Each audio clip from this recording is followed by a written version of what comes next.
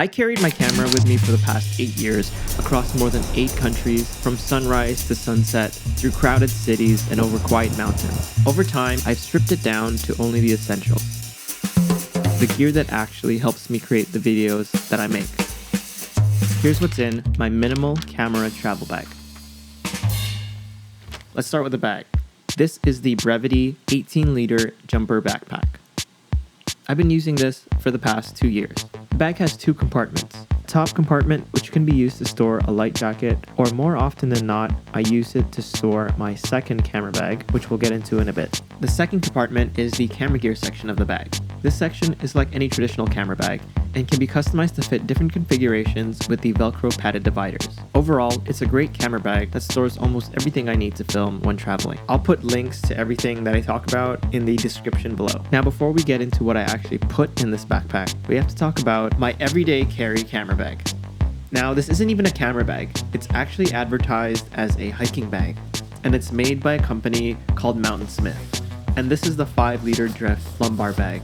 There wasn't really much reviews on this bag when I got it, so it was a bit of a gamble to see if it could actually be usable as a camera bag. But after a year of using it, it's actually been really great.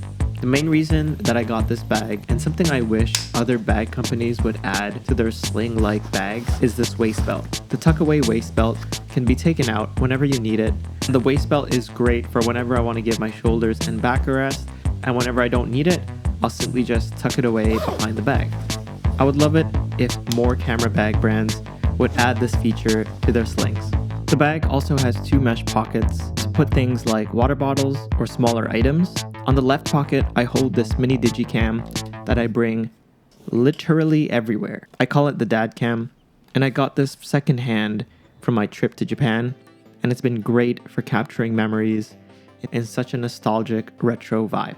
It can shoot up to 1080p, but the file sizes are so insanely small compared to my main camera that I'm pretty sure it's never going to run out of memory. The other side pocket holds this mini tripod made by Ulanzi, or I'll often use it to hold this mini umbrella if I'm using this bag as an everyday carry when I'm not traveling. The main compartment really only fits 1 camera, and since this isn't actually a camera bag, I added these camera dividers to create more padding and protection. This brings us to my main camera. The main compartment perfectly fits my main camera, the Sony FX30. This is a 26 megapixel APS-C camera under Sony's Cinema line of cameras. I've been using the FX30 as my main camera for all my videos for a little bit over a year now. The body is definitely a little more chunkier compared to the A7 III. Now, I won't get into all the specs, but one of the main reasons that I upgraded was for the video quality, mainly the 10-bit 422 recording, which gives me more flexibility when color grading. Honestly, it's been such a great upgrade from the A7 III. I literally bring this camera everywhere I go, and I love using it for the videos I create. Let's get into the other cameras I bring with me when traveling. A camera that's been a much needed addition to my travel gear is the DJI Osmo Action 5 Pro. The versatility of this small little camera is great for so many different creative shots. I've used this underwater, rigged it to bikes, and even cars. But my absolute favorite way to use this is for object tracking shots. It's super light, so it can be mounted to pretty much any type of object. Paired with the Magic Arm, you can pretty much mount the DJI Osmo Action 5 Pro to any type of object you want, like headphones, pencils, or even another camera. The only gripe that I have is that the focus distance is a bit too far if you want to shoot things that are super close to the lens. So as a workaround, I MacGyvered this diopter filter, which lets you shoot macro-like shots with some gaff tape, and this is what you get. A totally not sketchy macro filter for the DJI Osmo Action 5 Pro. And the main reason I chose this action cam over all the different other ones is the fact that it shoots in log, which is super helpful when matching footage with other cameras, like the Sony FX30. And here are some more accessories that I use with the DJI Osmo Action 5 Pro. ND filters. I mostly use ND8, but this set includes ND16 and 32 as well. A suction mount, which is useful for mounting it to car windows or any type of glass surface. Another new addition to my camera bag this year is actually a drone. The Potensic Atom 1 was my first drone that I got to try earlier this year, So I was very excited when Potensic reached out to see if I wanted to test their Atom 2. Now, Potensic did send me this drone to test and feature in this video, but all opinions are my own. So thank you to Potensic for sponsoring this portion of the video and sending me the Atom 2 to test out. The Atom 2 is a 249-gram micro drone. It has an f1.8 half-inch Sony CMOS sensor and shoots 8K raw photos and up to 30 FPS 4K video.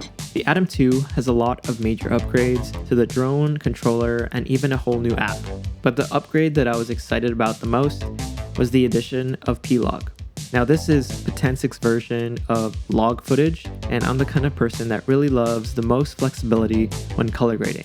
Another upgrade to the Atom 2 was the inclusion of AI quick shots, which are pre-programmed flight patterns. These include some cool movements such as pull away, spiral, rocket, and even a dolly zoom. They even included an AI night mode, which helps reduce noise in darker environments. The Atom 1 was a perfect beginner drone, and the Atom 2 is a great upgrade from the first version.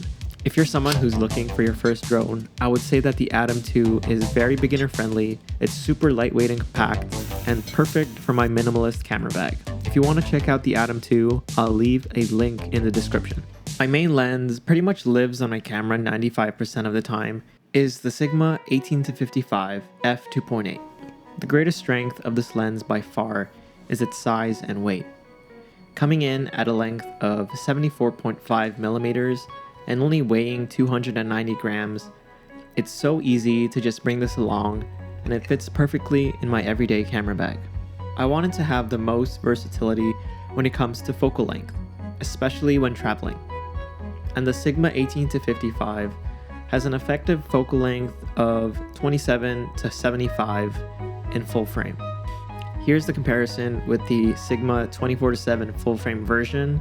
I would never bring this along with me for travel, but don't get me wrong, the 24-70 is a workhorse of a lens, but it pretty much lives in my studio and is just my go-to lens for client projects. I used to bring different lenses with me when traveling, naively thinking that I would have the time and energy to switch out lenses, but I quickly realized that when I'm on the go and in the thick of the mayhem that is traveling, let alone trying to film and take care of my dog, there is no time to stop and switch out lenses. Having the ability to zoom in and out with the Sigma 18-55 allows me to be a bit more flexible, especially when most of my shots are not planned and sort of just happen in the moment when I'm out and about.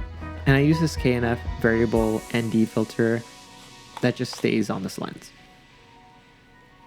I usually don't bring along multiple lenses, but if I know I need to get a specific shot, I'll usually bring along my favorite vintage lens, the Helios 44-2. It's a fully manual 58mm f2 lens by a company called KMZ, and it does need an M42 adapter to use it on my FX30.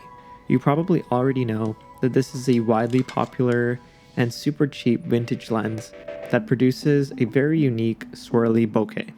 I got this one on eBay for about $100. One of my most used accessories is the Ulanzi F38 quick release plate.